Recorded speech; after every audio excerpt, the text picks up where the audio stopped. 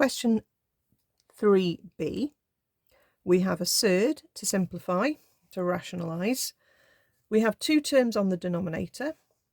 So what we do is we multiply by exactly the same denominator, but with the opposite sign.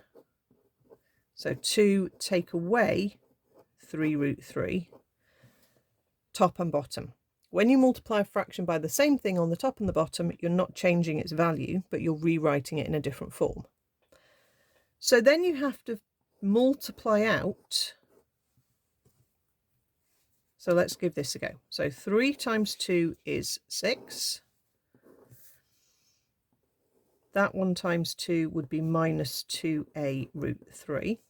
Then 3 times that is minus 9 root 3. Multiply the whole numbers together. And then this one times that one will be positive for two minuses. The 3 times the a, which are the wholes, and then we get a root 3 times a root 3, which is another 3. Okay. On the denominator, we're going to get a 2 times a 2. We're going to get a 6 root 3. We'll get a minus 6 root 3 there. And then we're going to do this one times this one, which is going to be a negative 9 for the whole numbers, and another whole 3 from the roots timesing together. So don't rush this process, do it nice and steadily and see what you end up with. Okay, there's not a lot of tidying up I really think I want to do yet on the top. I'm just going to rewrite it and put 9a there, and I'm going to look at the denominator. Sometimes these things tidy up a lot, and sometimes they don't tidy up very much at all.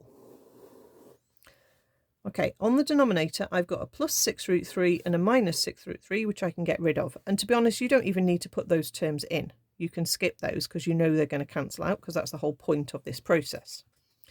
So actually on the denominator, I've got a 4 minus a 27,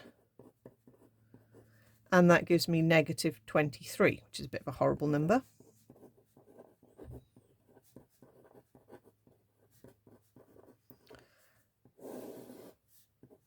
Now, you might wonder, how far are you supposed to simplify this? I'm wondering that as well, to be honest, because it's not very nice.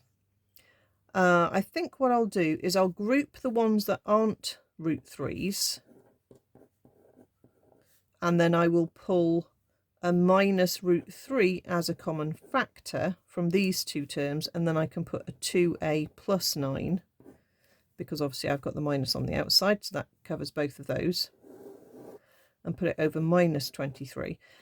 If you don't like to leave a minus on the denominator, you can basically times everything by minus 1, which has the effect of changing all the signs. So you could then say it's positive this term minus this one, and I don't need a minus inside the bracket if I've put a minus here, and then it's over a normal 23. But really there is very little you can do in the way of tidying that up particularly, and they're looking for you to get the terms right. So this is the key line to really sort of get to, okay? And then it's up to you.